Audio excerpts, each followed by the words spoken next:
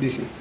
জন্ম আমার নবীর যুগে হলে কেমন হতো,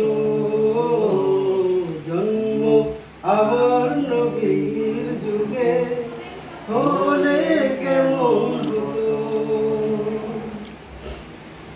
দুনয়নে রসূল পাক দেখিলে কেমন হতো, জন্ম আমার নবীর যুগে হলে কেমন হতো, জন্ম আমার